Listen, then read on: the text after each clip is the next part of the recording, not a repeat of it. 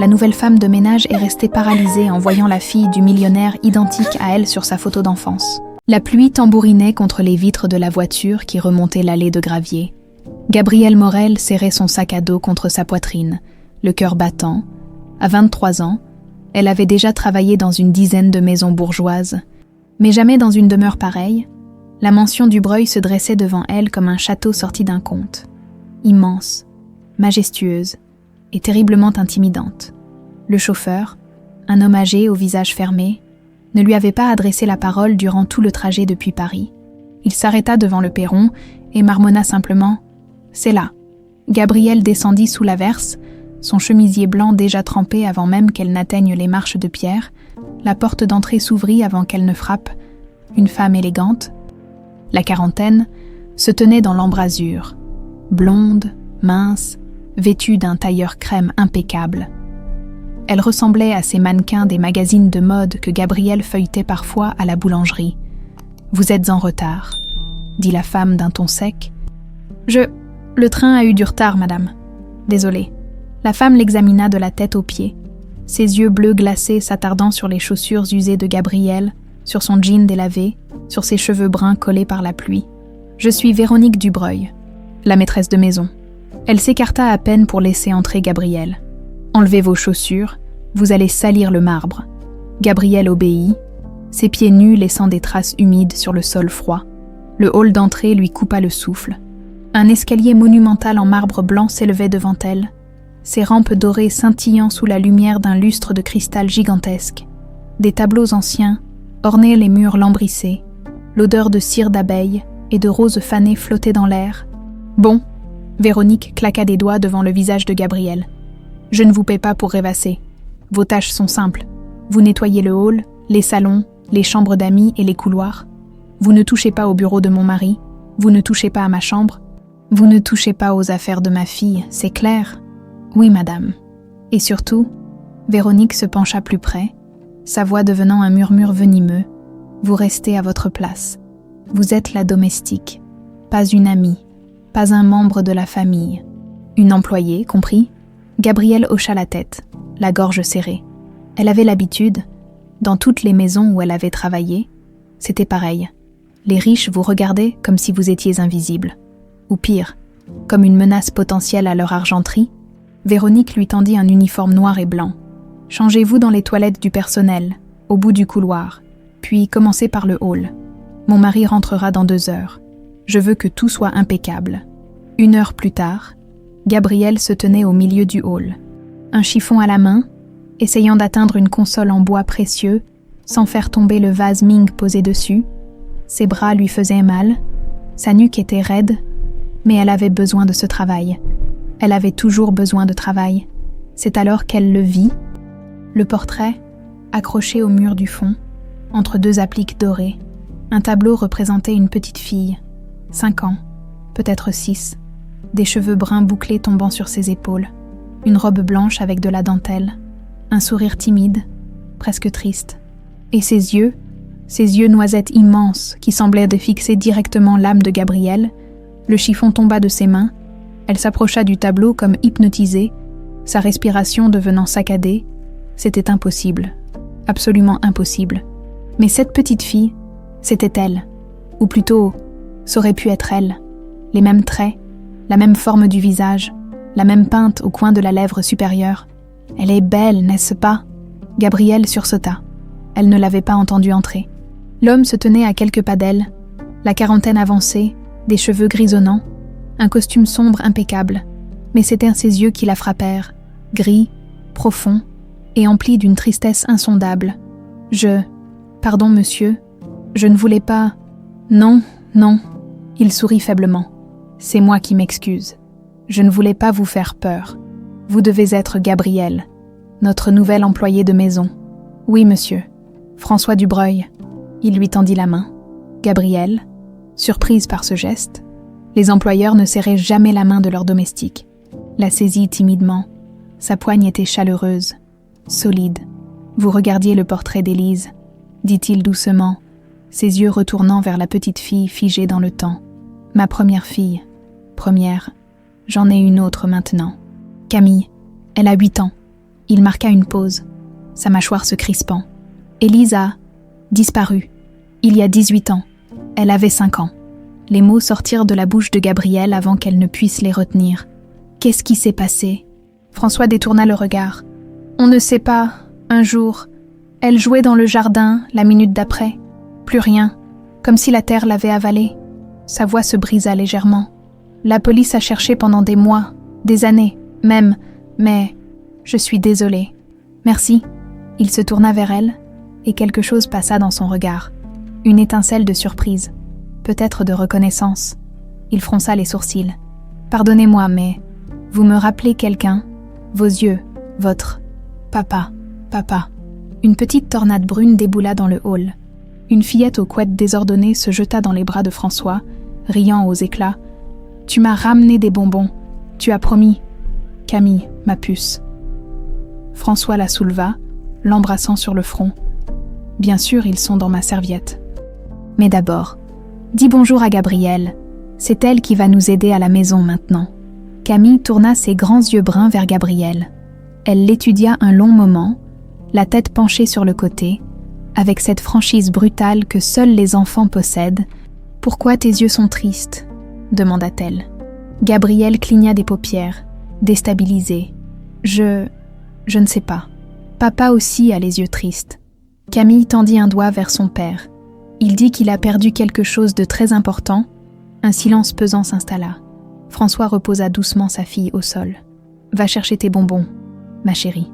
Ils sont dans mon bureau. » Camille détala en sautillant.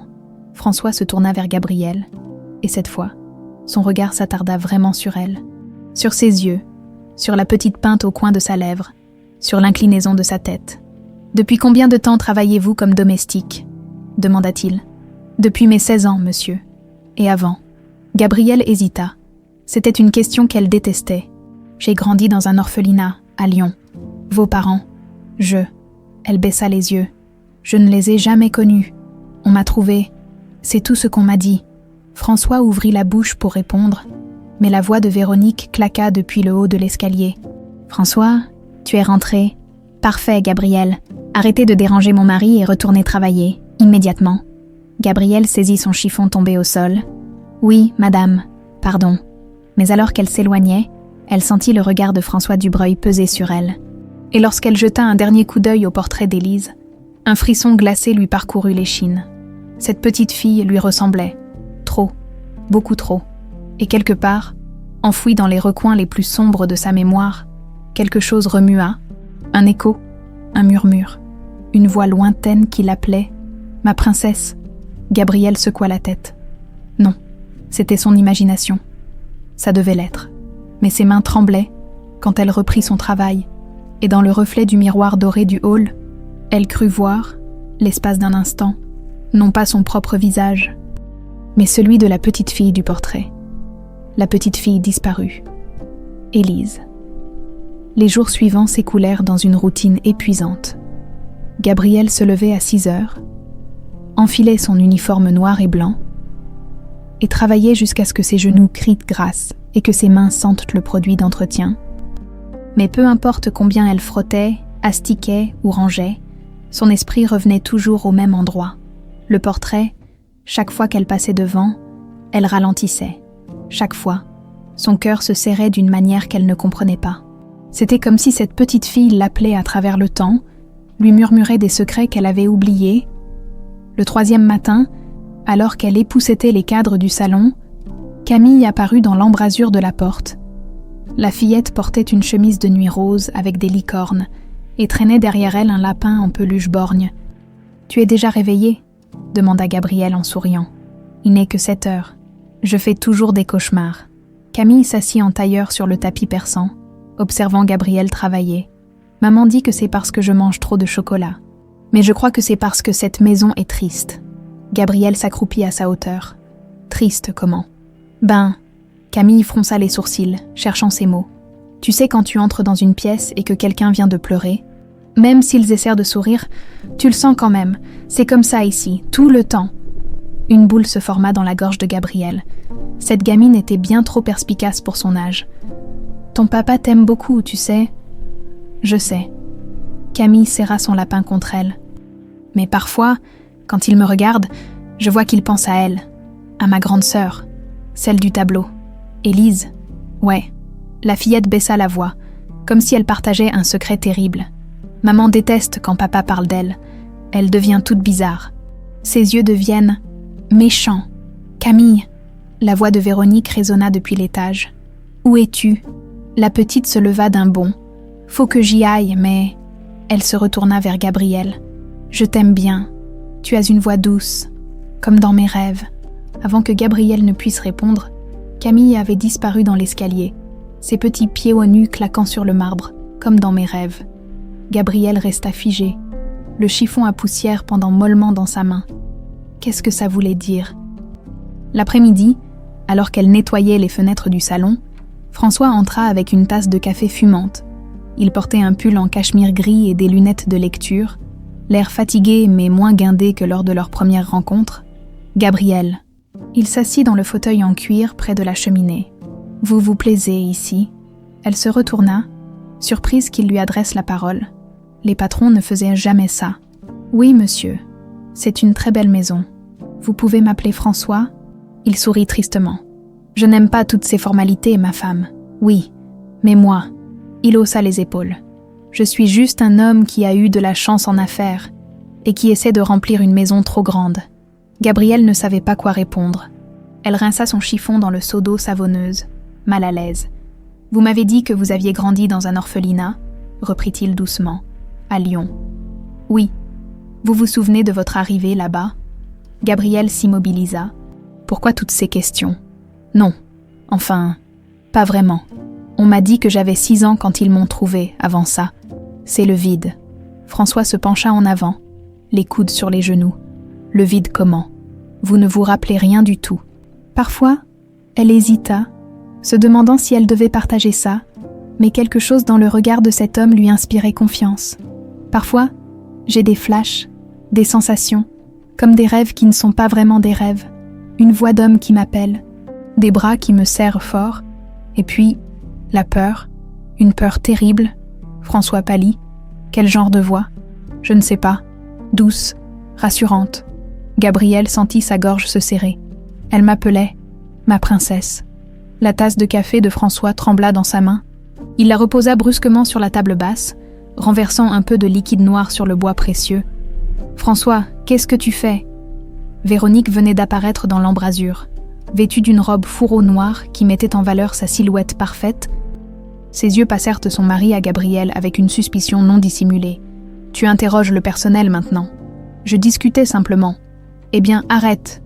Véronique s'approcha, ses talons claquant sur le parquet. « Gabrielle a du travail. Et toi aussi, d'ailleurs. Tu as cette réunion avec les investisseurs dans 1 heure. » François se leva lentement, sans quitter Gabrielle des yeux. « Bien sûr. » Il s'éloigna vers la porte, puis se retourna. « Gabrielle, si vous vous souvenez d'autre chose, n'importe quoi, vous me le direz. »« François !» siffla Véronique. « Oui, monsieur, » murmura Gabrielle. Quand ils furent partis, elle s'assit sur le rebord de la fenêtre, les jambes flageolantes. Qu'est-ce qui venait de se passer? Pourquoi François Dubreuil s'intéressait-il tant à son passé? Le soir tomba. Gabrielle termina ses tâches et monta à sa chambre sous les combles. Une petite pièce spartiate avec un lit étroit, une armoire bancale et une lucarne donnant sur le jardin. Elle s'allongea tout habillée, fixant le plafond mansardé. Ma princesse, cette voix dans sa tête, elle l'avait toujours eue, aussi loin que remontaient ses souvenirs. Mais pourquoi maintenant, dans cette maison, résonnait-elle plus fort? Elle ferma les yeux, et son bras, dans son rêve, elle avait 5 ans. Elle courait dans un jardin ensoleillé, ses petits pieds nus dans l'herbe fraîche. Quelqu'un riait derrière elle. Une voix de femme, légère comme le vent. « Élise, Élise, ma chérie, reviens !» Puis des bras puissants la soulevaient. Une odeur de Cologne et de tabac. Une voix grave et aimante. « Je t'ai attrapée, ma princesse !» Elle levait les yeux. Un visage d'homme, des cheveux bruns, des yeux gris remplis d'amour. « Papa, je ne te laisserai jamais partir, mon ange. Jamais. » Puis tout basculait. Obscurité. Des mains rudes. Un tissu sur son visage. Produits chimiques. Étouffement. Terreur. « Papa, papa, aide-moi !» Gabrielle se réveilla en hurlant. Elle était assise dans son lit, trempée de sueur, le cœur battant à tout rompre. Ses mains tremblaient violemment. Des larmes coulèrent sur ses joues, sans qu'elle comprenne pourquoi. Ce n'était pas un simple cauchemar. C'était un souvenir. On frappa doucement à sa porte. « Gabrielle !»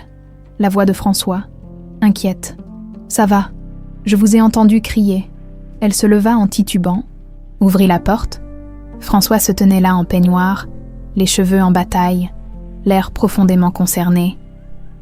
« Pardon, un mauvais rêve. » Il l'étudia intensément. « Qu'est-ce que vous avez rêvé ?»«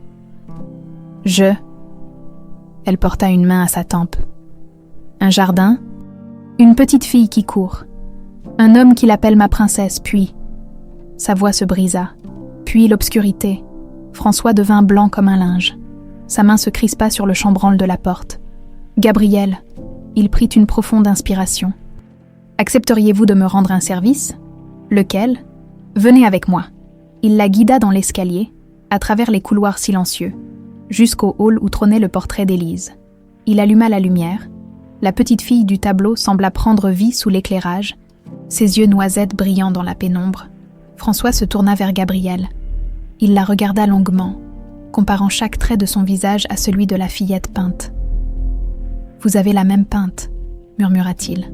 « Au même endroit, la même forme des yeux, la même inclinaison de la tête quand vous êtes troublé. Monsieur, Élise avait 5 ans quand elle a disparu. » Sa voix tremblait. Elle serait âgée de 23 ans aujourd'hui. Le monde se mit à tourner autour de Gabrielle. « Vous pensez que je ne sais pas. » François passa une main dans ses cheveux grisonnants. « Mais je vais le découvrir. Demain, je contacte un ami, un ancien policier, Romain Ménet. Il enquêtera sur votre passé, sur cet orphelinat. François, qu'est-ce que tu fais ?» Véronique se tenait en haut de l'escalier, drapée dans une robe de chambre en soie rouge. Ses yeux lançaient des éclairs. « Cette fille t'a réveillée avec ses hystéries et maintenant tu la regardes comme si... » Elle descendit les marches à grandes enjambées. « Tu es pathétique. Élise est morte. Morte. Depuis 18 ans. Tu ne le sais pas. » « Si. » Véronique pointa un doigt accusateur vers Gabrielle. « Et cette opportuniste le sait aussi. Elle a vu nos faiblesses et elle s'en sert. » Véronique, arrête. Non. Elle se planta devant son mari. Renvoie-la maintenant, ou je le ferai moi-même. François serra les mâchoires. Gabrielle reste.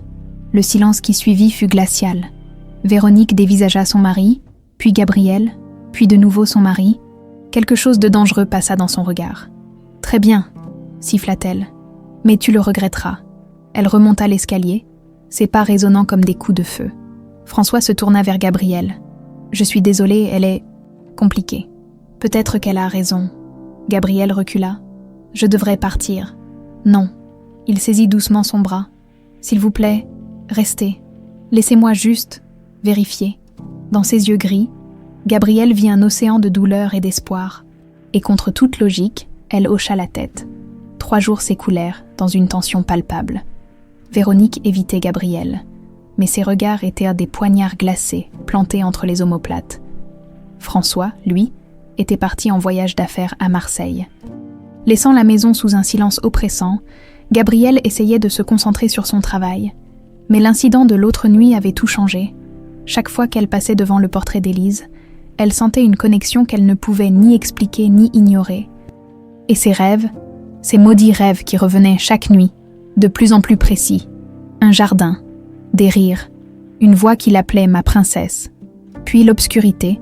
Ce jeudi après-midi, Véronique sortit faire du shopping avec Camille. « Nous rentrerons tard », avait-elle annoncé froidement. « Assurez-vous que tout soit impeccable pour le retour de Monsieur Dubreuil demain. » Gabrielle se retrouva seule dans l'immense demeure.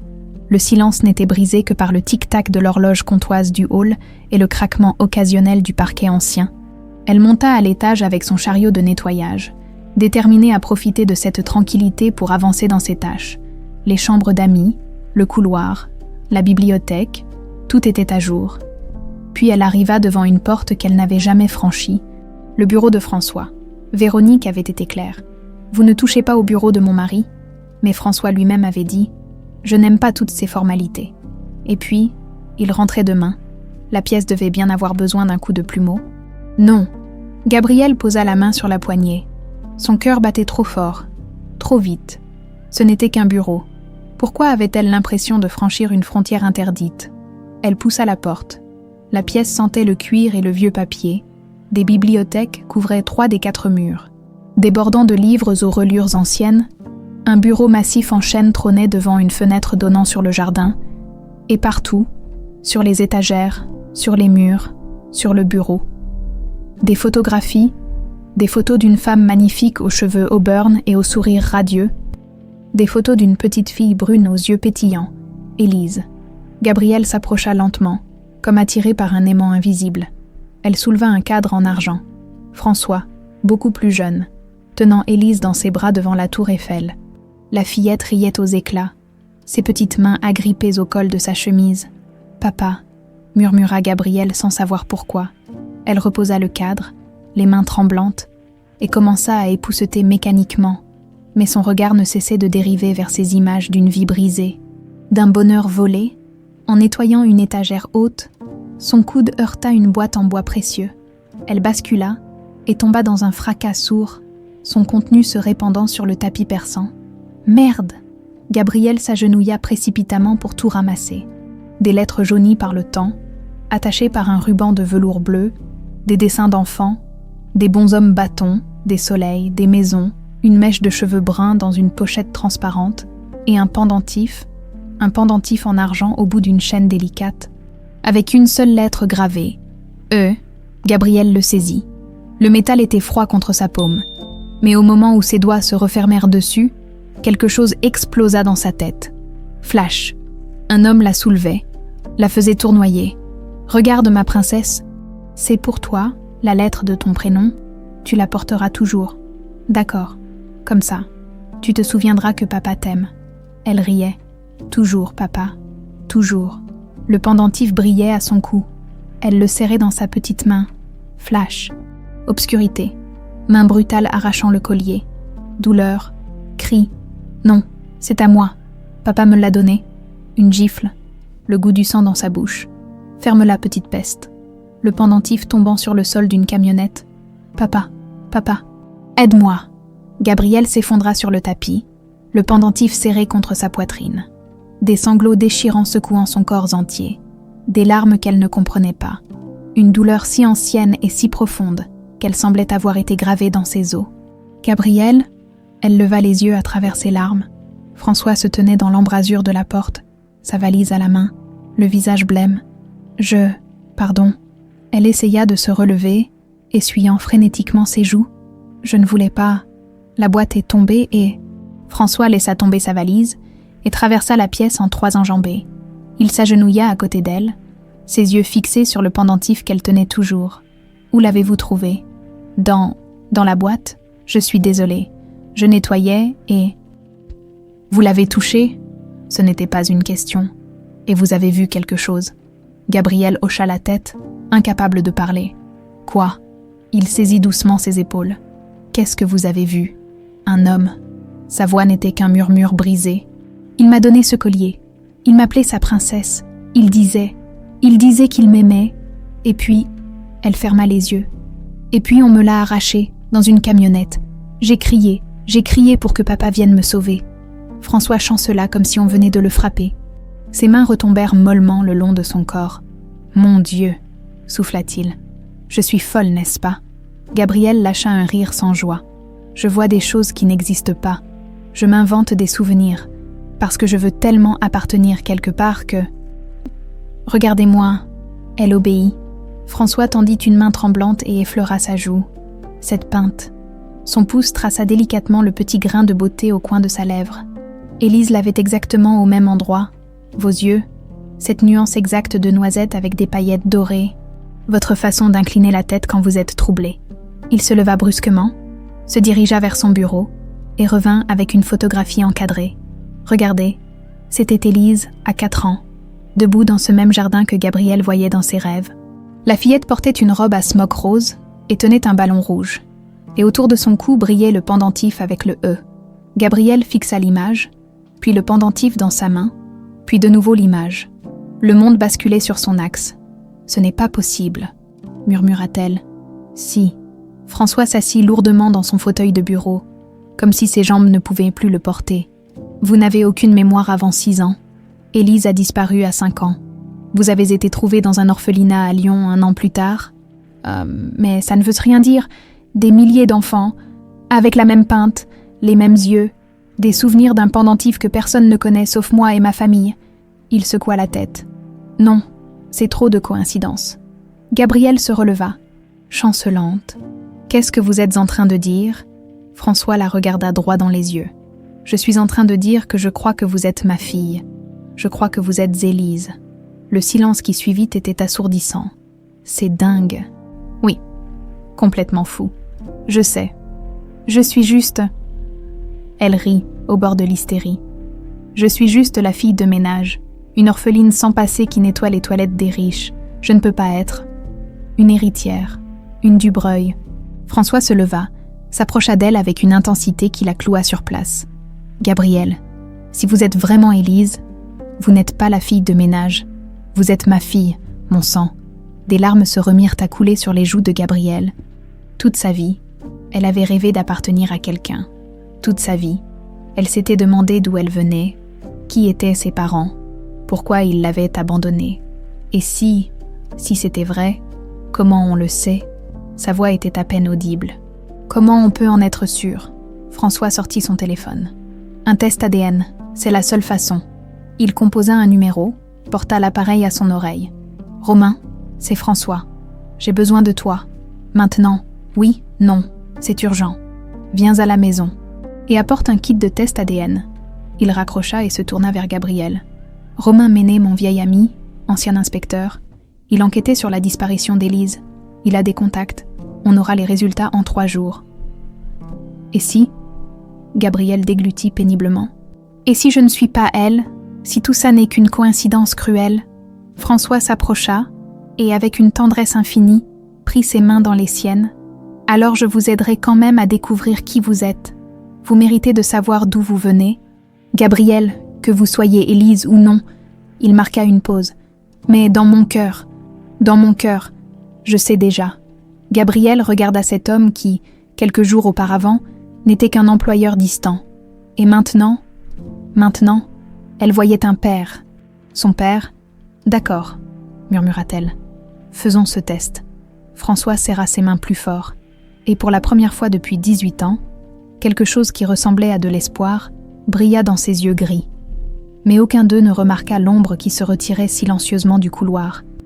Véronique avait tout entendu, et dans ses yeux bleus glacés, la panique le disputait à la rage meurtrière.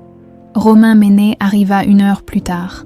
C'était un homme trapu d'une 40aine d'années, avec des cheveux poivre et sel coupés courts, et des yeux noirs perçants, qui semblaient tout analyser. Il portait un blouson en cuir élimé, et une sacoche en bandoulière. François. Il serra chaleureusement la main de son ami. Ça faisait un bail. Trop longtemps. François le guida vers le salon où Gabrielle attendait, assise raide comme un piquet sur le canapé. « Romain, voici Gabrielle Morel. Gabrielle, Romain Ménez. » Romain s'assit face à elle, l'étudiant avec l'intensité d'un prédateur jaugeant sa proie. Gabrielle se sentit nue sous ce regard. François m'a expliqué la situation au téléphone. Il sortit un kit de prélèvement de sa sacoche. « Ça vous dérange si je vous pose quelques questions avant ?»« Non. » « Bien. » Il ouvrit un petit carnet. « Vous avez dit que vous n'avez aucun souvenir avant 6 ans, c'est exact ?»« Oui. Rien du tout. Pas même des impressions, des odeurs. » Gabrielle hésita. « Parfois, des flashs, une voix, un jardin, mais je ne sais jamais si c'est réel ou si je l'invente. Depuis quand avez-vous ces flashs ?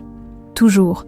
Mais depuis que je suis ici, ils sont plus précis, plus forts. » Romain échangea un regard avec François. « Intéressant.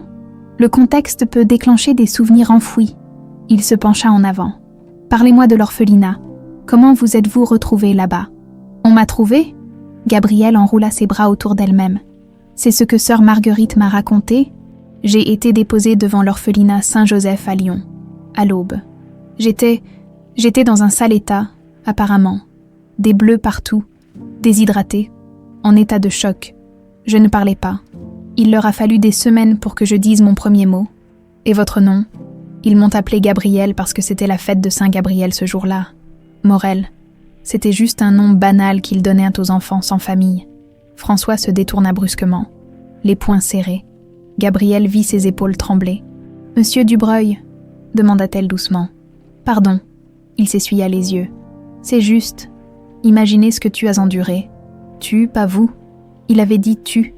Romain continua, imperturbable. « L'orphelinat a fait des démarches pour retrouver votre famille. »« Oui, mais ça n'a rien donné. Aucune correspondance avec les enfants disparus. » Elle marqua une pause. « Ou du moins, c'est ce qu'ils ont dit. »« Quoi ?» Romain se redressa. « Qu'est-ce que vous voulez dire ? Sœur Marguerite, avant de mourir l'année dernière, elle m'a fait venir. Elle était très malade, confuse. Elle a dit qu'elle avait menti, qu'ils avaient menti, qu'on leur avait payé pour... » Gabrielle secoua la tête. « Mais elle délirait à cause de la morphine. Ça ne voulait rien dire. Payé par qui ? Ah, elle n'a pas dit, ou je n'ai pas compris. Elle parlait de le frère, le diable aux yeux clairs. » Gabrielle haussa les épaules. « Des délires, j'imagine. » Romain nota tout méthodiquement. « Je vais creuser ça. » Il sortit le kit de prélèvement. « Bon, on va faire simple. Un frottis buccal pour vous deux. Les résultats prendront 3 jours, peut-être 4. » Le processus fut rapide et indolore. Romain étiqueta soigneusement les échantillons, les rangea dans des tubes stériles. Je les apporte directement au labo d'un ami. Discrétion absolue. Il se leva. « François, je vais aussi me renseigner sur cet orphelinat. Si quelqu'un a payé pour faire disparaître une piste, il y aura des traces. » Après son départ, le silence s'installa dans le salon. François regardait par la fenêtre, les mains enfoncées dans les poches. Gabrielle ne savait pas quoi dire, quoi faire. « Vous avez faim ?» finit-il par demander. « Quoi ? Faim ?» Il se tourna vers elle, esquissant un sourire las. « Il est presque 20 heures. Vous avez mangé ? » « Non, moi non plus. » Il lui tendit la main. « Venez. Ce soir, vous ne dînez pas dans votre chambre. Vous mangez avec moi. » Dans la cuisine, François prépara une omelette et une salade avec une aisance surprenante. Gabrielle, assise sur un tabouret, le regardait faire. « Vous cuisinez souvent ? » « Avant, oui. Marianne détestait cuisiner. Alors c'était moi le chef. Il cassa les œufs avec dextérité. Après sa mort, j'ai arrêté. Véronique a engagé une cuisinière, mais elle est en congé cette semaine. Où est Véronique, d'ailleurs ? Le visage de François se ferma. Partie chez sa mère avec Camille, pour quelques jours, soi-disant. Il versa les œufs dans la poêle. Elle n'aime pas ce qui se passe. Elle pense que je suis une menteuse. Véronique pense beaucoup de choses. Il assaisonna l'omelette. Ne vous en faites pas. Ils mangèrent dans un silence confortable, interrompu seulement par le tintement des couverts. Puis François demanda « Parlez-moi de vous, pas de votre passé, de maintenant. Qu'est-ce que vous aimez ? Qu'est-ce qui vous fait rire ?» Gabrielle cligna des yeux, surprise. « Personne ne m'a jamais demandé ça. »« Eh bien, je vous le demande. » Elle réfléchit. « J'aime les livres. Quand j'ai du temps libre, je vais à la bibliothèque municipale. J'aime les histoires où les gens trouvent leur place. » Quel genre ? Les romans, les classiques français, surtout Hugo, Dumas, Flaubert. Elle rougit. « Je sais, c'est prétentieux pour une fille de ménage. » « Ce n'est pas prétentieux, c'est magnifique. » François sourit vraiment pour la première fois. Élise adorait les histoires. Je lui lisais les 3 mousquetaires avant de dormir. Elle connaissait tous les personnages par cœur. Le cœur de Gabrielle fit un bond étrange. Vraiment, vraiment. Son préféré était Athos. Elle disait qu'il était triste mais courageux, comme papa. Sa voix se brisa légèrement. Elle me faisait rire avec ses questions impossibles. « Papa, pourquoi Milady est méchante ? Papa, les mousquetaires existent encore. » Gabrielle sourit malgré les larmes qui piquaient ses yeux. Elle avait l'air merveilleuse. Elle l'était. François posa sa main sur celle de Gabrielle. « Et si vous êtes elle, si le destin vous a ramené à moi, je vous promets que je ne vous perdrai plus jamais. » Les 3 jours suivants s'écoulèrent dans une tension insupportable. Gabrielle continuait son travail, mais son esprit était ailleurs. François passait des heures au téléphone avec Romain, qui avait commencé son enquête sur l'orphelinat Saint-Joseph. Véronique n'était toujours pas rentrée. Ses appels à François étaient mais brefs, glacials. Gabrielle les entendait parfois depuis le couloir. « Tu es en train de détruire cette famille pour une étrangère. C'est peut-être ma fille, Véronique. Elle n'est pas ta fille. Élise est morte. Quand vas-tu l'accepter, Camille? Elle appela plusieurs fois pour parler à Gabriel. Tu me manques, disait la petite voix au téléphone. Maman est bizarre. Elle pleure la nuit. Le 4e jour, alors que Gabriel époussetait la bibliothèque, elle entendit des éclats de voix dans le hall. Elle descendit prudemment l'escalier. Véronique était rentrée. Et elle n'était pas seule. Un homme grand et massif se tenait à côté d'elle. La mâchoire carrée, les cheveux blonds presque blancs, et des yeux d'un bleu glacial qui donnèrent la chair de poule à Gabriel. « François, voici mon frère, Laurent », disait Véronique d'une voix trop aiguë. « Je lui ai parlé de cette situation. Il pense que tu fais une grave erreur. » François croisa les bras. « Je ne me souviens pas t'avoir demandé ton avis, Laurent. » Laurent eut un sourire qui ne montait pas jusqu'à ses yeux. « Je m'inquiète juste pour ma sœur, François. Cette fille débarque, te manipule. Personne ne me manipule. »« Ah non !» Laurent pointa un doigt vers Gabriel, qui s'était figé à mi-escalier. « Elle a sûrement entendu parler de ta tragédie, fait ses recherches. Et maintenant, elle joue les filles éperdues pour mettre la main sur ta fortune. Ça suffit. C'est classique. » Laurent s'approcha de Gabriel, qui recula instinctivement. Il la dévisagea avec un mépris non dissimulé. « Combien tu veux ? 50 000, 100 000, dis ton prix et dégage. »« Laurent !» cria François. Mais quelque chose se passa.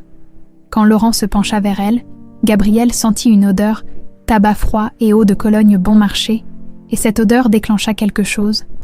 Flash, des mains brutales la saisissant, cette même odeur. « Ferme-la, petite peste, ou je te fais vraiment mal. »« Non, papa. » Une gifle, le goût du sang, ses yeux bleus glaciales la regardant avec haine. « Tu ferais mieux de l'oublier, gamine, parce que tu ne le reverras jamais. » Gabriel chancela, porta une main à sa bouche. « C'était vous, » murmura-t-elle. Tout le monde se figea. « Quoi ?» demanda François. Gabriel leva des yeux horrifiés vers Laurent. « C'est vous, dans la camionnette.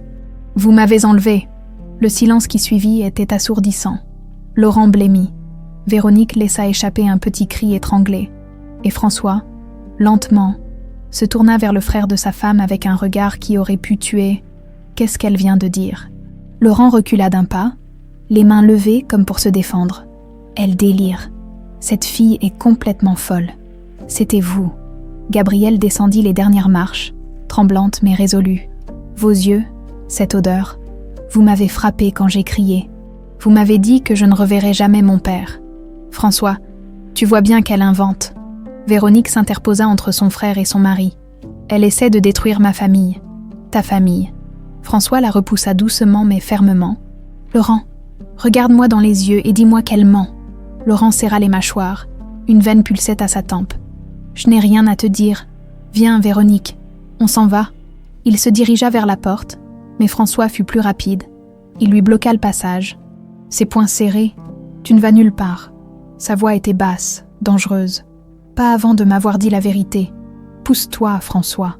Dis-moi la vérité. Le cri résonna dans toute la maison. Véronique sursauta. Laurent, acculé, regarda autour de lui comme un animal piégé. Très bien. Il eut un rire amer. Tu veux la vérité? J'avais des dettes. Beaucoup de dettes. Des types dangereux me cherchaient. J'avais besoin d'argent. Vite. François chancela. Non. Quelqu'un m'a contacté, m'a offert 100 000 € pour faire disparaître un problème. Laurent évitait le regard de tout le monde. Je ne devais pas lui faire de mal, juste l'emmener loin, très loin, dans un endroit où personne ne la retrouverait. Mon Dieu, François porta une main à sa bouche. Tu as enlevé ma fille.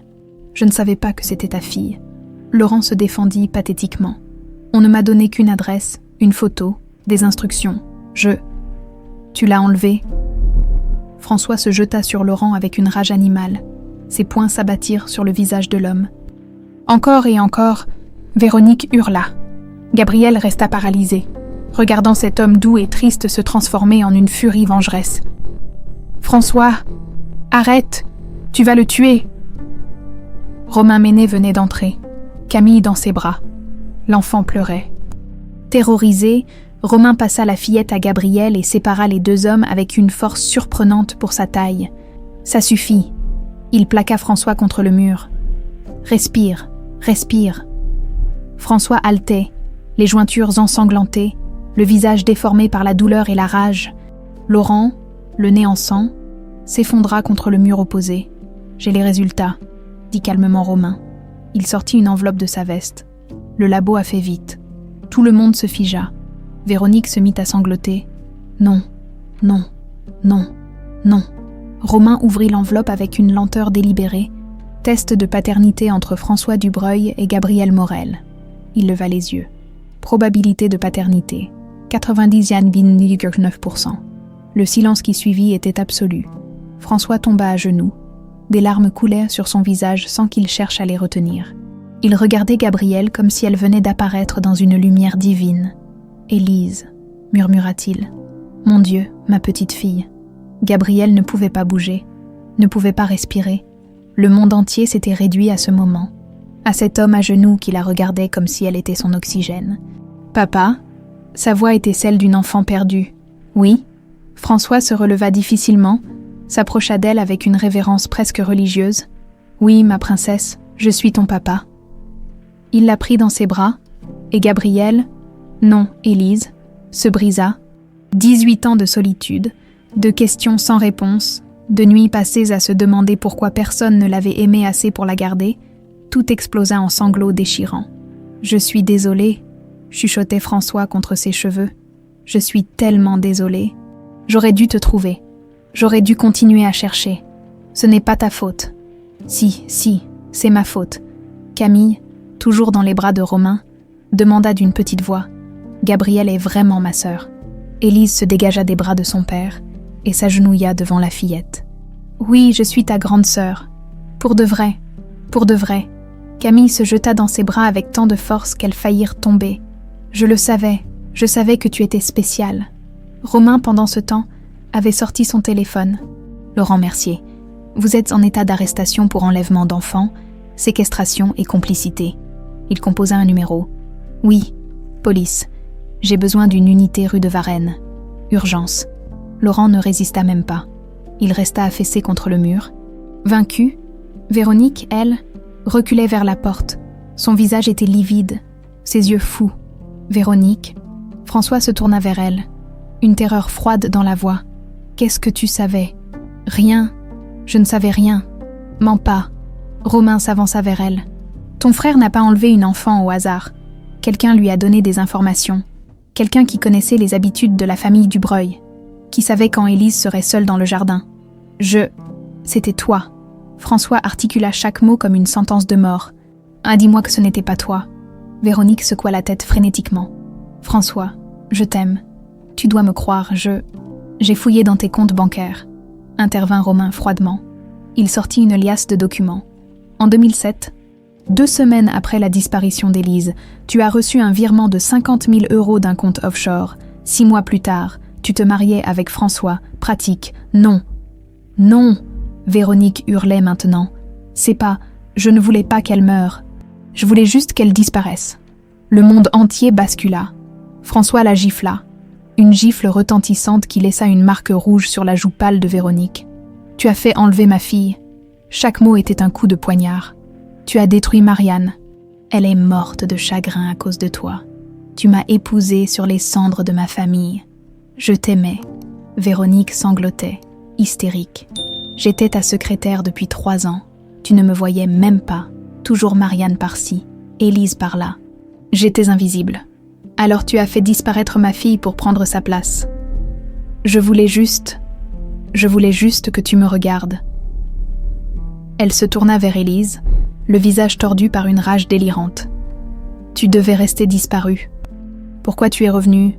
Pourquoi ?» Romain la saisit fermement par le bras. « Véronique Dubreuil, vous êtes en état d'arrestation pour complicité d'enlèvement d'enfants, conspiration criminelle et association de malfaiteurs. » « Non, François. François, je t'en supplie. » Mais François s'était détourné. Il tenait Élise et Camille contre lui, leur tournant le dos. « Emmenez-la, » dit-il simplement. La police arriva 10 minutes plus tard. Laurent et Véronique furent menottés et emmenés sous le regard horrifié des voisins qui s'étaient rassemblés dehors. Camille pleurait dans les bras d'Élise. « C'est ma maman, même si elle a fait des choses horribles. C'est ma maman. Je sais, ma puce. » Élise lui caressa les cheveux. « Je sais. » François s'assit lourdement sur les marches, la tête entre les mains. Romain posa une main sur son épaule. « Je suis désolé, mon ami. Comment j'ai pu être aussi aveugle ?» François leva des yeux rougis. « J'ai épousé le monstre qui a détruit ma vie. J'ai mis Camille en danger. Tu ne savais pas. J'aurais dû... » Il regarda Élise. 18 ans. Ma fille a souffert pendant 18 ans à cause de ma stupidité. Élise vint s'asseoir à côté de lui, toujours tenant Camille. Ce n'était pas ta faute, c'était la sienne. Qu'est-ce qu'on va devenir ? Demanda Camille d'une petite voix. François les entoura de ses bras, les deux filles qu'il aimait plus que tout au monde. On va guérir. Il embrassa leur front, ensemble, en famille. Élise posa sa tête sur l'épaule de son père, pour la première fois de sa vie. Elle se sentait complète. Elle avait un nom, une histoire, un père, une petite sœur. Elle était Élise Marianne Dubreuil, et elle était enfin rentrée à la maison. Mais dans la voiture de police qui s'éloignait, Véronique regardait par la vitre arrière, ses yeux bleus brûlant d'une haine pure. Ce n'était pas fini. Pas encore. Les jours suivants passèrent dans un brouillard surréaliste. La maison Dubreuil, autrefois silencieuse comme un tombeau, bourdonnait maintenant d'activité. Des avocats entraient et sortaient, des journalistes campaient devant les grilles. L'affaire avait éclaté dans tous les médias. L'héritière disparue retrouvée après 18 ans, la belle-mère accusée d'avoir orchestré l'enlèvement, Élise. Elle essayait de se faire à ce prénom, à cette identité qui lui semblait encore étrangère, passait ses journées entre les interrogatoires de police et les examens médicaux. On voulait documenter chaque bleu ancien, chaque cicatrice, reconstruire son calvaire pièce par pièce. « Cette marque sur votre épaule », demandait un médecin légiste. « Vous vous souvenez comment vous l'avez eue ?» Elle ne se souvenait pas. Tant de choses restaient enfouies dans les recoins sombres de sa mémoire. François ne la quittait presque jamais. Il dormait dans le fauteuil de sa chambre, terrorisé à l'idée qu'elle disparaisse à nouveau s'il fermait les yeux. Parfois, elle se réveillait la nuit et le trouvait là, la regardant comme si elle était un miracle fragile qui risquait de s'évaporer. « Tu devrais aller dormir, papa. » Il secouait la tête. « Pas encore, pas tout de suite. » Ce matin-là, une semaine après les arrestations, Romain convoqua toute la famille dans le salon. Il avait l'air grave, ses dossiers éparpillés sur la table basse. « J'ai terminé mon enquête », annonça-t-il. François et Élise s'assirent côte à côte sur le canapé, Camille nichée entre eux. Laurent a parlé. Il a tout avoué en échange d'une réduction de peine. « Qu'est-ce qu'il a dit ?» demanda François, la mâchoire serrée. Romain ouvrit un dossier. « Véronique travaillait comme ta secrétaire depuis 2004. Elle était obsédée par toi, François. Elle collectionnait tes photos, notait tes habitudes, connaissait tout de ta vie personnelle. Mon Dieu. En 2007, quand Marianne est tombée malade, Véronique a vu une opportunité. Si Élise disparaissait, Marianne serait dévastée. Et toi, tu serais vulnérable, brisé, parfait pour être consolé. » Romain tourna une page. Elle a contacté son frère Laurent, qui avait des dettes de jeux astronomiques. Elle lui a offert 100 000 € pour enlever Élise et la faire disparaître définitivement. Élise sentit la bile monter dans sa gorge. Définitivement comment ? Laurent devait te vendre à un réseau de trafiquants. Romain ne mâcha pas ses mots. Des gens qui faisaient disparaître des enfants vers l'Europe de l'Est. Mais il a paniqué. Tu criais trop. Tu attirais l'attention. Alors il t'a drogué et abandonné devant l'orphelinat Saint-Joseph.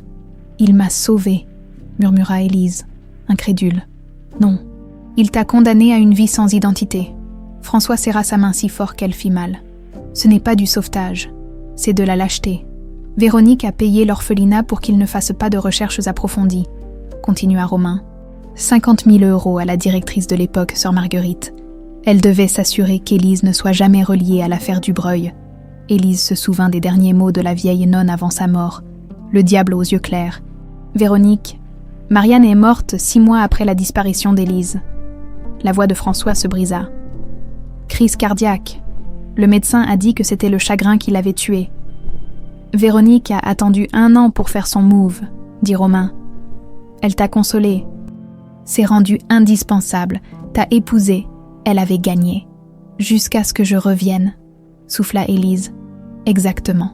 François se leva brusquement, renversant presque Camille. Il marcha jusqu'à la fenêtre, les poings serrés contre le verre. Elle va payer. Je vais m'assurer qu'elle pourrisse en prison jusqu'à son dernier souffle. François, Romain hésita. Il y a autre chose. Quelque chose que tu dois savoir avant la réunion familiale de demain. Quelle réunion? J'ai convoqué tous les membres de ta famille. Tes parents, ton frère, tes cousins, ils ont le droit de savoir. Et Élise. Il se tourna vers elle. Tu dois être officiellement reconnue comme l'héritière Dubreuil, légalement, publiquement. Le lendemain, le salon était bondé. Élise reconnut certains visages de photos qu'elle avait vus dans la maison. La mère de François, Geneviève, une femme élégante aux cheveux blancs impeccables, son frère cadet, Philippe, accompagné de sa femme, des oncles, des tantes, des cousins qu'elle ne connaissait pas, tous la dévisageaient comme si elle était un fantôme. François se leva, tenant la main d'Élise. « Merci d'être venue. Je sais que les circonstances sont extraordinaires. » Il prit une profonde inspiration. « La plupart d'entre vous connaissaient Élise quand elle était petite. Vous avez pleuré sa disparition. Aujourd'hui, je vous présente le miracle que nous avons tous prié pour avoir. » Il tira Élise debout. « Voici Élise Marianne Dubreuil, ma fille, vivante. » Geneviève porta une main tremblante à sa bouche. « Mon Dieu, mon petit ange. » Elle traversa la pièce en chancelant et prit le visage d'Élise entre ses mains ridées. « Laisse-moi te regarder. Oh Seigneur, tu as les yeux de Marianne. Grand-mère, » murmura Élise, le mot étrange sur sa langue. La vieille dame éclata en sanglots et la serra contre elle. « On t'a cherché, pendant des années. On ne t'a jamais oublié. » Philippe s'approcha à son tour, les larmes aux yeux. « Tu te souviens de moi, oncle Philippe? Je te donnais toujours des bonbons en cachette. » Élise fouilla dans sa mémoire brumeuse. Un homme qui sentait la menthe. Des bonbons au citron dans des papiers jaunes. Les bonbons au citron. Philippe rit à travers ses larmes. Oui, tu les adorais. Un à un, les membres de la famille vinrent l'embrasser, la toucher, comme pour s'assurer qu'elle était réelle. Certains pleuraient, d'autres riaient. Tous semblaient bouleversés. Puis François frappa dans ses mains. « S'il vous plaît, asseyez-vous. Romain va vous expliquer la situation légale. » Romain se leva, professionnel malgré l'émotion ambiante. Les tests ADN confirment à 99,9% qu'Élise est bien la fille biologique de François. Elle a donc tous les droits légaux d'une héritière Dubreuil, incluant l'accès aux comptes en fiducie, aux propriétés familiales et à la succession. Un murmure parcourut l'assemblée. Quant à Véronique Dubreuil, continua Romain, sa voix durcissant, elle sera jugée pour complicité d'enlèvement, conspiration criminelle et fraude. Laurent Mercier, son frère, coopère avec la justice, tous deux encourent des peines de prison conséquentes. « Et Camille ?» demanda Geneviève. « Cette pauvre petite ?» Ce n'est pas sa faute. François attira Camille contre lui. La fillette n'avait presque pas parlé depuis l'arrestation de sa mère. « Camille reste avec nous, c'est ma fille et la sœur d'Élise. Mais sa mère a fait des choix monstrueux. Mais Camille est innocente. Elle mérite une famille aimante. » François regarda Élise. « Et elle l'aura, n'est-ce pas ?» Élise prit la petite main de Camille. « Toujours. » Le reste de l'après-midi se passa en discussion légale, en récit du passé, en larmes et en rires nerveux. Quand tout le monde fut parti, Élise monta dans sa nouvelle chambre. L'ancienne chambre d'enfant d'Élise, que François avait conservée intacte pendant 18 ans, les murs roses pâles, le lit à baldaquin blanc, les étagères pleines de livres pour enfants et de poupées poussiéreuses. C'était comme entrer dans un sanctuaire dédié à une petite fille qui n'existait plus. François apparut dans l'embrasure. « Je sais que c'est étrange. On peut tout redécorer si tu veux. » « Non. » Élise toucha le mobile au-dessus du lit, des licornes argentées qui tournaient doucement. « Ah, c'est parfait.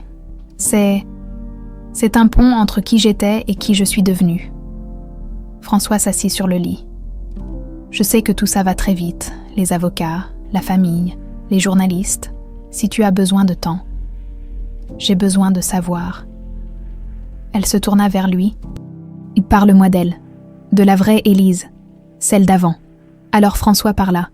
Il parla de la petite fille qui refusait de porter autre chose que des robes de princesse, qui insistait pour lire toute seule, même si elle ne connaissait pas tous les mots, qui faisait des concerts de chant pour ses poupées, qui disait « Je t'aime, papa », au moins 20 fois par jour, et en écoutant, Élise sentit quelque chose se reconnecter en elle, des fils invisibles qui reliaient son présent à ce passé volé.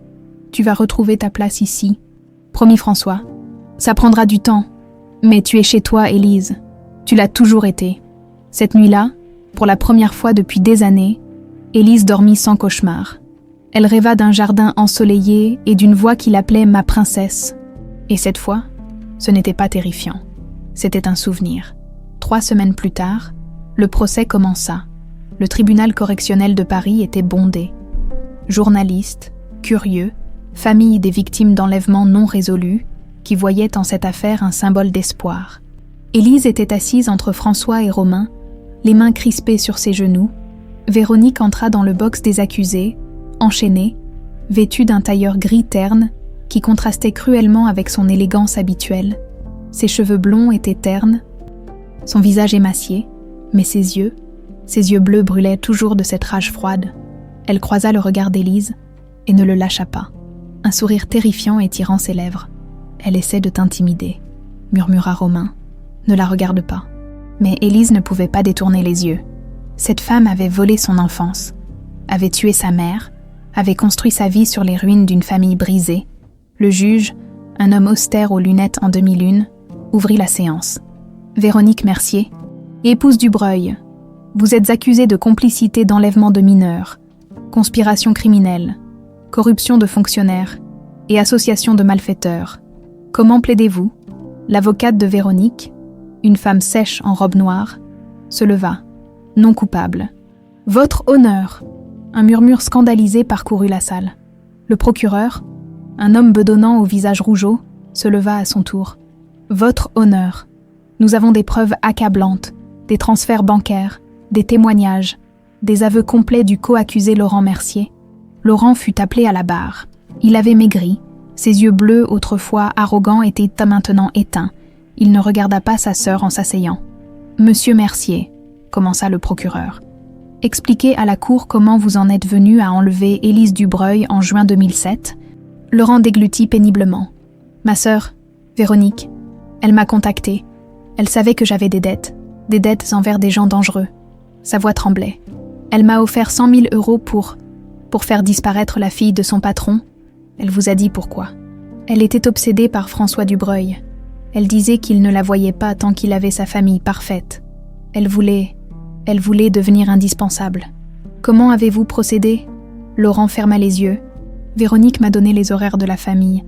Elle savait que la fillette jouait dans le jardin tous les après-midi pendant que sa mère faisait la sieste. Elle m'a donné le code du portail. J'ai attendu le bon moment. Élise sentit la nausée la submerger. François lui prit la main, la serrant fort. « Qu'avez-vous fait d'Élise après l'avoir enlevée ? » « Je devais la livrer à des trafiquants, des types qui faisaient traverser la frontière à des enfants. » Sa voix se brisa. Mais elle criait, elle appelait son père. « Et j'ai paniqué, je l'ai droguée avec du chloroforme et je l'ai laissée devant un orphelinat. » Pourquoi cet orphelinat spécifiquement ? Véronique l'avait choisi, elle avait déjà soudoyé la directrice, 50 000 € pour qu'elle ne pose pas de questions, qu'elle ne contacte pas la police, qu'elle enterre le dossier. Le procureur se tourna vers le juge. « Nous avons les relevés bancaires qui confirment ces transactions. Votre honneur ?» Puis ce fut au tour d'Élise de témoigner. Elle monta à la barre. Les jambes tremblantes, tous les regards pesaient sur elle. François lui adressa un signe d'encouragement. « Mademoiselle Dubreuil », commença gentiment le procureur, « racontez-nous ce dont vous vous souvenez de ce jour-là. » Élise prit une profonde inspiration. « Je jouais dans le jardin. J'avais mon lapin en peluche, monsieur Moustache. » Sa voix était à peine audible. J'ai entendu le portail s'ouvrir. J'ai cru que c'était papa qui rentrait du travail. Mais c'était un homme, grand, blond. Elle ne regarda pas Laurent. Il m'a attrapée. J'ai crié. Il m'a frappée. Sa main monta instinctivement à sa joue, comme si elle sentait encore la gifle. Il sentait le tabac et une eau de Cologne bon marché. Il m'a dit que je ne reverrais jamais mon père. Et ensuite, le noir, un tissu sur mon visage, une odeur chimique, puis plus rien. Des larmes coulaient maintenant sur ses joues. Je me suis réveillée dans un endroit gris et froid. Des nonnes. Elles m'ont appelée Gabrielle, parce que je ne me souvenais plus de mon nom. Pendant 18 ans, Vous avez vécu sans savoir qui vous étiez vraiment. Oui, à cause de l'accusé. Oui, le procureur hocha la tête. Merci, mademoiselle Dubreuil. L'avocate de Véronique se leva pour contre-interroger. Mademoiselle Dubreuil, ou devrais-je dire mademoiselle Morel, puisque c'est le nom sous lequel vous avez vécu la majorité de votre vie. Vous admettez que vos souvenirs sont fragmentaires. Objection, cria l'avocat de François. Harcèlement de la victime. Rejeté. Répondez à la question. Mademoiselle. Élise serra les dents. Oui, mes souvenirs sont fragmentaires. Mais les tests ADN ne mentent pas. Les tests ADN prouvent que vous êtes la fille biologique de François Dubreuil. Ils ne prouvent pas que ma cliente est responsable de votre enlèvement. Les preuves bancaires peuvent être falsifiées. Mon frère est un criminel notoire. Il aurait pu voler l'argent. Il aurait pu mentir. Véronique souriait maintenant. Un sourire venimeux. Élise sentit la rage monter en elle. Vous avez détruit ma vie. Vous avez tué ma mère. Vous avez brisé mon père. Objection. Spéculation. Accordez, mademoiselle Dubreuil. Tenez-vous en au fait. Élise descendit de la barre, tremblante de colère et de frustration. Les jours suivants furent un défilé de témoins. Sœur Mathilde de l'orphelinat, qui confirma avoir reçu un paiement suspect en 2007. Des employés de la maison Dubreuil, qui décrivirent l'obsession de Véronique pour François. Des experts bancaires qui tracèrent les virements. Puis, le 5e jour, quelque chose changea. Un nouveau témoin fut appelé, une femme d'une 50aine d'années, l'air nerveux, qui s'identifia comme Nathalie Perrin, ancienne collègue de Véronique. « Madame Perrin », demanda le procureur, « pouvez-vous nous parler de votre relation avec l'accusé ? On travaillait ensemble chez Dubreuil Immobilier. Véronique était secrétaire, j'étais comptable. Avez-vous remarqué quelque chose d'inhabituel dans son comportement ?» Nathalie hésita. Elle était obsédée par Monsieur Dubreuil. Elle collectionnait des photos de lui découpées dans des magazines. Elle notait tout ce qu'il aimait, détestait, c'était malsain. Vous a-t-elle déjà parlé de sa famille ? Une fois, Nathalie baissa la voix. Quelques semaines avant la disparition d'Élise, on déjeunait ensemble et elle a dit « Parfois, je rêve qu'ils disparaissent tous. » Marianne, la petite, qu'il ne reste que François, brisé, ayant besoin de moi. Un silence horrifié s'abattit sur la salle. J'ai cru que c'était juste, une blague de mauvais goût. Nathalie essuya ses yeux. Mais quand Élise a disparu quelques semaines plus tard, j'ai su, j'aurais dû parler, je m'en veux tellement. Le procureur se tourna vers Véronique. Vous entendez, Madame Dubreuil ? Même vos anciens collègues témoignent de votre obsession maladive. Véronique se leva brusquement, renversant sa chaise. Vous ne comprenez rien, hurla-t-elle hors de contrôle. Il était à moi, j'ai tout fait pour lui, j'ai attendu des années. Véronique, taisez-vous, siffla son avocate. Mais Véronique était lancée, les yeux fous. Marianne ne le méritait pas. Elle était faible, malade. Et cette gamine, elle pointa un doigt accusateur vers Élise. Elle monopolisait toute son attention. Je devais les écarter. Vous admettez donc avoir orchestré l'enlèvement ? Véronique éclata d'un rire hystérique. Je n'avais pas le choix. L'amour rend fou. Vous ne comprenez pas. J'aimais François depuis le premier jour. Son avocate se leva, paniquée. Votre honneur, ma cliente est en état de choc. Elle ne sait pas ce qu'elle dit. Aussi, je sais. Véronique se tourna vers François, les larmes coulant maintenant sur son visage décharné. Je t'aimais, je t'aime encore. Tout ce que j'ai fait, c'était pour nous. François se leva lentement, le visage de marbre. Tu n'as jamais su ce qu'était l'amour. L'amour ne détruit pas. L'amour ne tue pas. Sa voix était calme.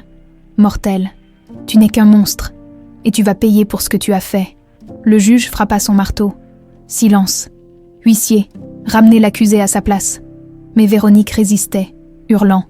Vous ne comprenez pas. Je l'aimais, je l'aime. Il fallut 2 huissiers pour la maîtriser et la rasseoir. Le procureur se tourna vers le juge avec un sourire satisfait.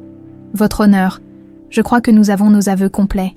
Dans les gradins, Élise s'effondra contre l'épaule de François. Épuisée, c'était fini. Enfin, le verdict tomberait dans 2 jours.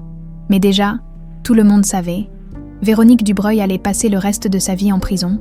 Le verdict tomba 2 jours plus tard. Le tribunal était encore plus bondé que lors du premier jour. L'atmosphère électrique, Élise portait une robe noire simple, les cheveux tirés en arrière, François à sa droite et Romain à sa gauche. Camille était restée à la maison avec sa grand-mère Geneviève, trop jeune pour assister à la condamnation de sa mère. Le juge entra, tout le monde se leva. « Asseyez-vous ». Il ajusta ses lunettes et ouvrit un dossier épais. Après délibération, la Cour a rendu son verdict concernant Véronique Mercier, épouse Dubreuil, et Laurent Mercier. Véronique se tenait droite dans le box, le menton levé dans un dernier geste de défi, mais ses mains tremblaient. Laurent Mercier, pour les chefs d'accusation d'enlèvement de mineurs, séquestration et complicité, la Cour vous condamne à 22 ans de réclusion criminelle. Laurent baissa la tête, acceptant son sort. Véronique Mercier, épouse Dubreuil. Le juge marqua une pause, son regard sévère fixé sur elle. Pour complicité d'enlèvement de mineurs avec préméditation, conspiration criminelle, corruption de fonctionnaires et association de malfaiteurs, la Cour vous condamne à 25 ans de réclusion criminelle. De plus, vous êtes déchu de tous vos droits parentaux concernant votre fille mineure, Camille Dubreuil. Véronique chancela comme si on venait de la frapper. Non, non, pas Camille. Vous ne pouvez pas me prendre, Camille. Huissier, faites sortir l'accusé. Camille, hurla Véronique alors qu'on la traînait hors du box. Ma fille, François, s'il te plaît, ne lui prends pas sa mère. Mais François détourna le regard. Serrant la main d'Élise, les portes se refermèrent sur les cris de Véronique. Un silence lourd s'installa dans la salle.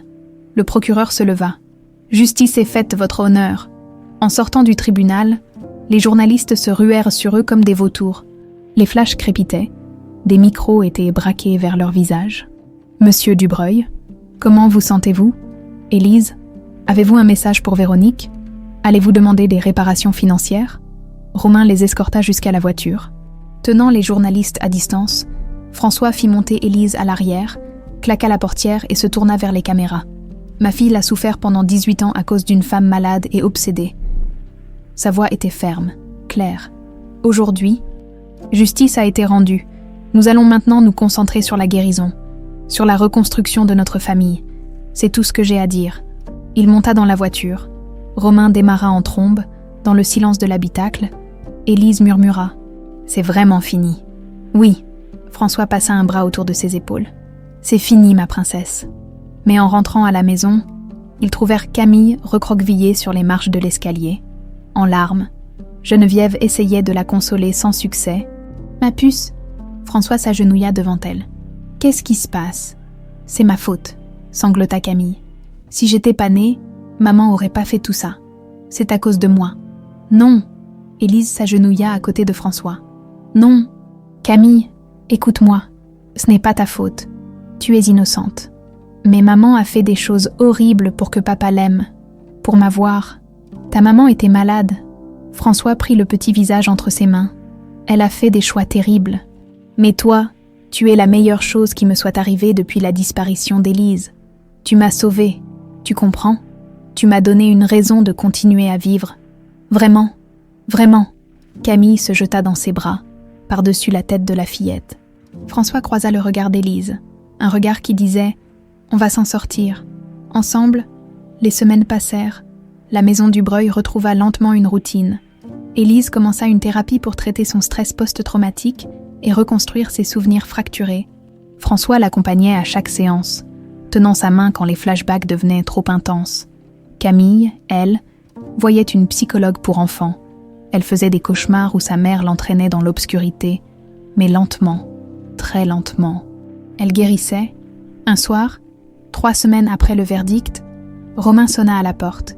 Il avait l'air sombre. « François, il faut qu'on parle. » En privé, ils s'enfermèrent dans le bureau. Élise, qui descendait chercher de l'eau, les entendit parler à voix basse. Véronique a reçu des visites en prison. De qui ? Son avocat, mais aussi quelqu'un d'autre.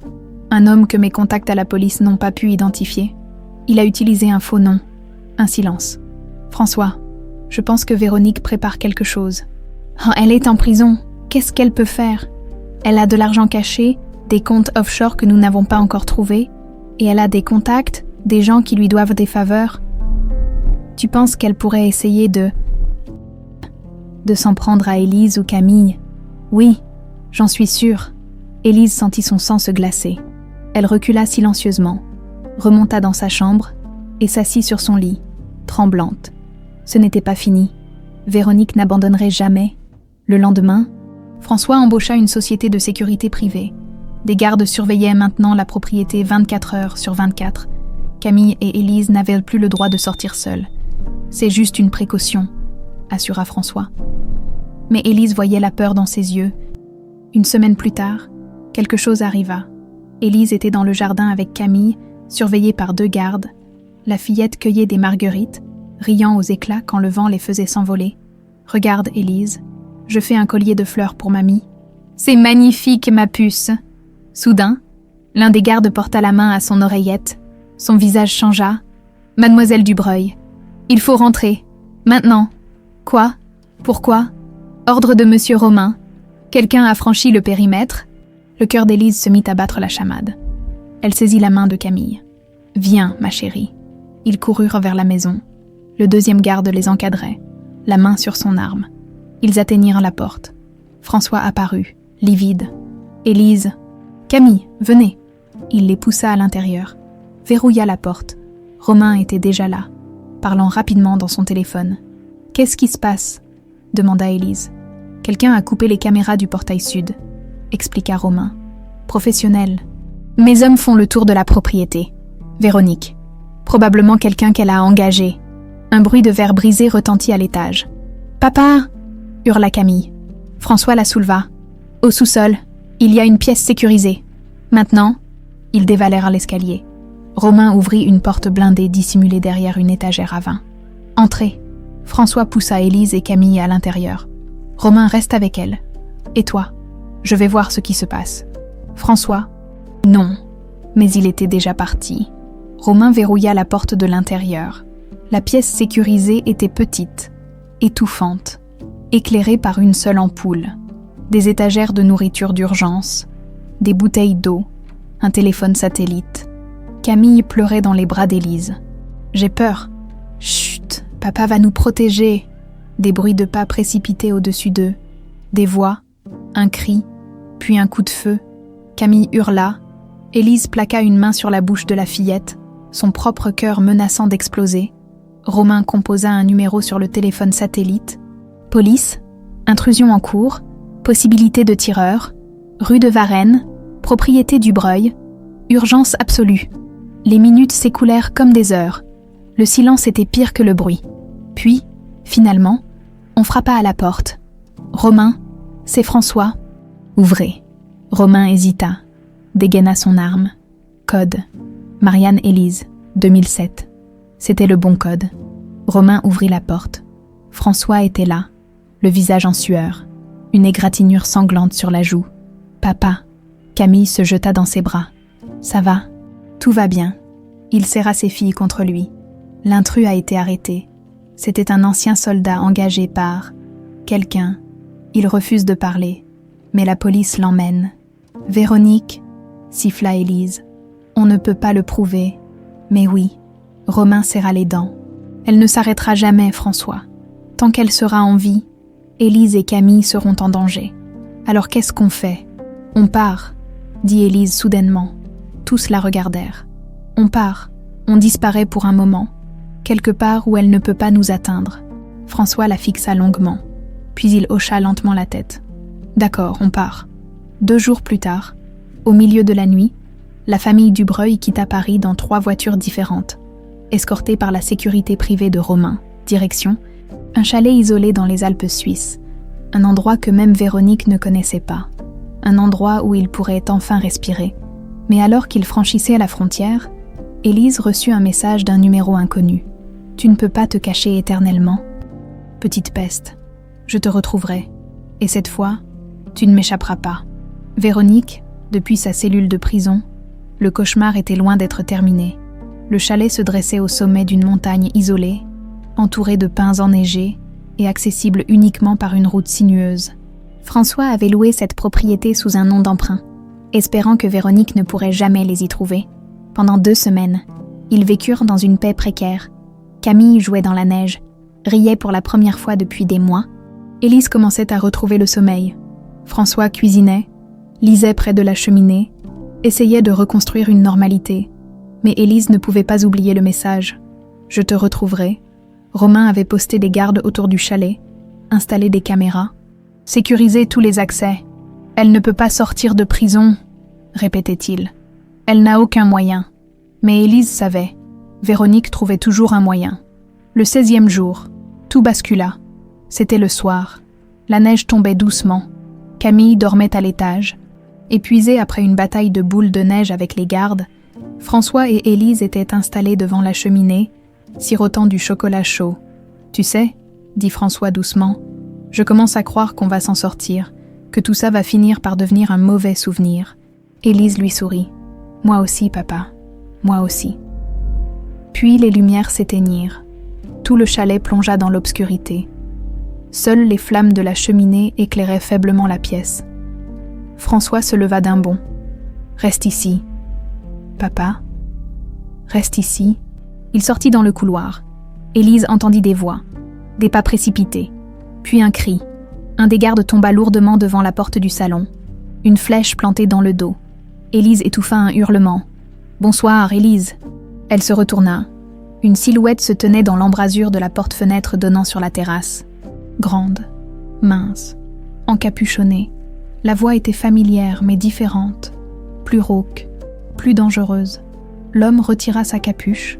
Ce n'était pas Véronique. C'était un homme d'une quarantaine d'années, le visage anguleux, les yeux noirs et froids. Il tenait un pistolet. « Qui êtes-vous » souffla Élise. « Un ami de Véronique. » Il sourit, révélant des dents trop blanches. « Elle m'a très bien payé pour terminer ce qu'elle a commencé il y a 18 ans. Elle est en prison. Et alors ? Tu crois que les barreaux l'empêchent d'avoir du pouvoir ?»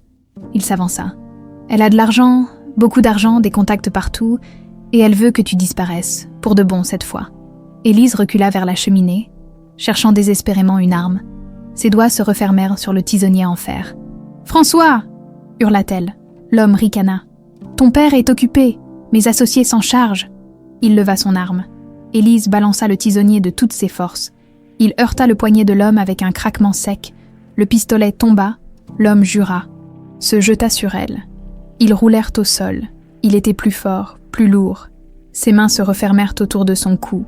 Élise suffoquait, griffait, donnait des coups de pied. « Tu aurais dû rester morte », siffla-t-il. Des points noirs dansaient devant ses yeux. Elle allait mourir, après tout ça. Après avoir retrouvé sa famille. Elle allait mourir. Soudain, une détonation assourdissante. L'homme s'effondra sur elle, inerte. Du sang coulait de son dos. Romain se tenait dans l'embrasure, son arme fumante. Élise, elle repoussa le corps, haletante, terrifiée. Romain l'aida à se relever. Où est mon père ? Où est Camille ? En haut, il les protège. Mais il y en a d'autres. Comme pour confirmer ces mots, des coups de feu éclatèrent à l'étage. Élise se précipita vers l'escalier. Romain la retint. « Non, c'est trop dangereux. Ma sœur est là-haut. » Elle se dégagea et monta en courant. Le couloir de l'étage était plongé dans la pénombre. Une porte était ouverte. La chambre de Camille, à l'intérieur. François se tenait devant le lit, où Camille était recroquevillée, tenant un fusil de chasse tremblant pointé vers un deuxième intrus. « Lâche ton arme !» ordonnait l'homme, un grand type chauve avec un tatouage de serpent sur le cou. « Jamais. Tu vas quand même mourir. Et tes filles aussi. Autant faciliter les choses. »« Qui est papa ?» François tourna brièvement la tête. Le serpent en profita pour dégainer. Mais Élise fut plus rapide. Elle se jeta sur lui, griffant, mordant, hurlant comme une furie. Le coup partit. La balle traversa la fenêtre dans un fracas de verre brisé. François abattit la crosse du fusil sur la tête du serpent. L'homme s'effondra. Romain arriva en courant, suivi de 2 gardes encore valides. Le périmètre est sécurisé. Il n'y en avait que 3. François laissa tomber le fusil, ses mains tremblant violemment. Il s'effondra à genoux, attirant Camille et Élise contre lui. « C'est fini, c'est fini. » Mais Élise savait que ce n'était pas vrai. Non, elle se dégagea, le visage dur. Ça ne sera jamais fini tant que Véronique sera en vie. Le lendemain, Élise prit une décision. Contre l'avis de François, contre les protestations de Romain, elle exigea de rendre visite à Véronique en prison. « Tu es folle, » dit François. « C'est ce qu'elle veut, te voir, te narguer. » Justement, Élise serra les poings. « Je veux qu'elle me regarde dans les yeux. Je veux qu'elle sache qu'elle a perdu. 3 jours plus tard, Élise se tenait dans le parloir de la prison de Fleury-Mérogis, séparée de Véronique par une vitre épaisse. Des téléphones permettaient à la communication. Véronique entra, enchaînée, vêtue de l'uniforme orange des détenus. Elle avait vieilli de 10 ans en quelques mois. Ses cheveux blonds étaient ternes et gras, son visage émacié, mais ses yeux brûlaient toujours de cette haine glaciale. Elle décrocha le téléphone. Élise fit de même. « Tiens, la petite peste en personne. » Véronique sourit, révélant une dent cassée. « Tu es venue me narguer. Je suis venue te dire que tu as échoué. Ah oui, mes hommes ne t'ont pas tué. Dommage, mais il y en aura d'autres. » Non, Élise se pencha plus près. Parce que Romain a saisi tous tes comptes, tous. Tu n'as plus d'argent, plus de contact, plus de pouvoir. Tu n'es rien. Le sourire de Véronique vacilla. Et Camille, continua Élise impitoyablement. Ta fille que tu prétendais aimer, elle ne veut plus jamais te voir. Elle m'a demandé si je pouvais être sa vraie maman maintenant. Véronique blêmit. Non, tu mens.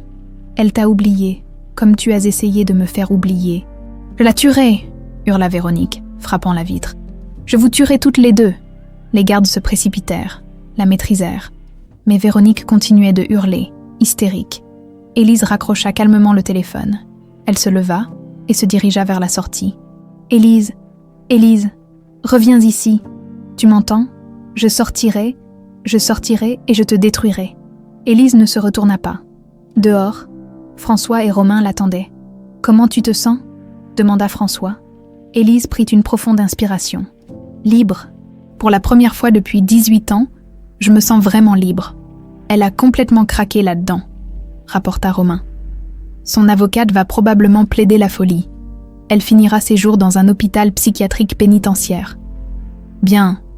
Élise grimpa dans la voiture. Qu'elle y pourrisse. Sur le chemin du retour, François demanda « Et maintenant, qu'est-ce qu'on fait ?»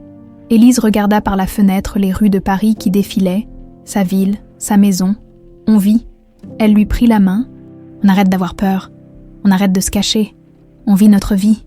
Et si elle trouve encore un moyen, elle ne trouvera pas. Élise sourit, un sourire authentique cette fois. Parce que je ne suis plus la petite fille terrifiée qu'elle a enlevée. Je suis Élise Marianne Dubreuil. Je suis une survivante. Et je refuse de laisser une femme brisée et folle contrôler ma vie. François serra sa main plus fort, les larmes aux yeux. Ta mère serait tellement fière de toi. Je sais. Élise posa sa tête sur son épaule. Je le sens. Cette nuit-là, de retour à la maison, Camille se glissa dans la chambre d'Élise. « Tu peux pas dormir ?» demanda Élise. « J'ai fait un cauchemar. Maman était là. » Élise souleva la couverture. « Viens. » Camille se blottit contre elle. « Élise, tu vas vraiment rester pour toujours. Tu vas plus partir. Plus jamais. Je te le promets. Même si c'est dur. Surtout si c'est dur. » Camille soupira, apaisée. « Alors je crois que ça va aller. » Et dans l'obscurité douce de la chambre, les deux sœurs s'endormirent enfin, en paix, en sécurité, à la maison. 6 mois plus tard, automne 2025, le jardin de la mansion Dubreuil avait retrouvé ses couleurs.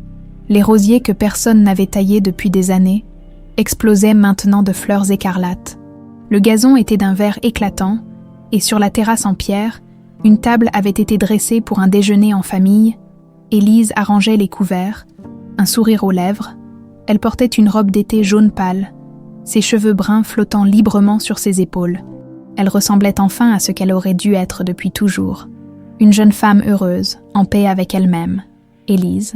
Camille déboula sur la terrasse, tenant fièrement une assiette de macarons qu'elle avait préparée avec Geneviève. « Regarde, j'en ai fait des roses, des jaunes et des violets.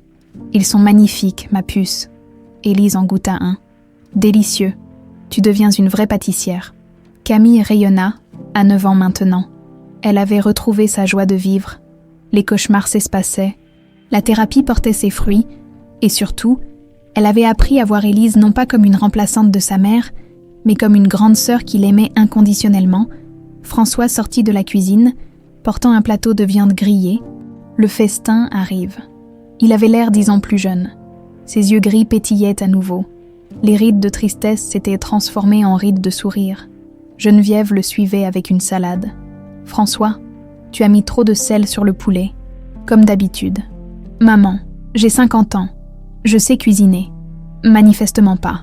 Élise et Camille éclatèrent de rire. C'était devenu leur routine du dimanche. Déjeuner tous ensemble dans le jardin, se chamailler gentiment, profiter de ces moments simples qui avaient manqué pendant si longtemps.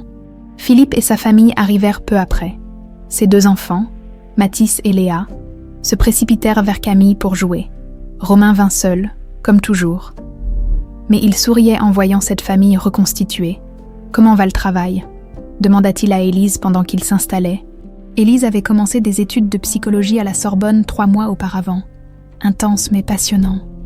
Je veux vraiment pouvoir aider d'autres enfants perdus, tu sais, leur donner l'espoir que j'ai eu.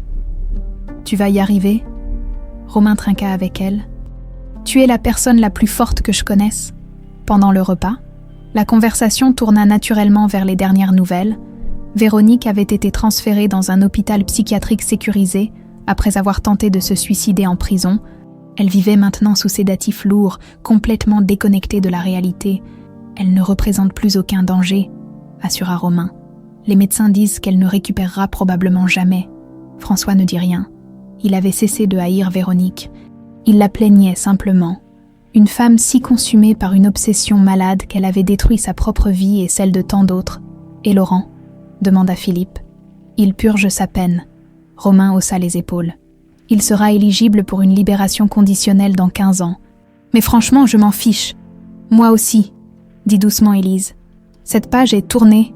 Après le déjeuner, alors que les adultes buvaient du café et que les enfants jouaient au ballon, François prit Élise à part. « Viens, j'ai quelque chose à te montrer. » Il la guida vers le bureau, ouvrit un tiroir et en sortit une enveloppe en cuir. « J'ai retrouvé ça en triant les affaires de ta mère. » Élise l'ouvrit avec précaution. À l'intérieur, une lettre manuscrite, datée de 2006, 1 an avant la disparition d'Élise. « Ma chère Élise, si tu lis cette lettre, c'est que je ne suis plus là pour te le dire moi-même. Je veux que tu saches que tu es la lumière de ma vie. Chaque sourire, chaque rire, chaque « je t'aime, maman » est un trésor que je garde dans mon cœur. Le monde peut être cruel. Ma chérie, les gens peuvent te décevoir. Mais souviens-toi toujours, tu es forte, tu es aimée. Et quoi qu'il arrive, ton papa et moi serons toujours avec toi, même si tu ne nous vois pas. Sois courageuse, sois gentille, sois toi-même. Je t'aime pour toujours. Maman. Élise lut et relut la lettre, les larmes coulant silencieusement sur ses joues. Elle savait. Ta mère était malade du cœur. François essuya ses propres larmes. Elle savait qu'elle ne vivrait peut-être pas assez longtemps pour te voir grandir. Elle a écrit des lettres pour tous tes anniversaires futurs. Il sortit une liasse d'enveloppes. Chacune portait une date.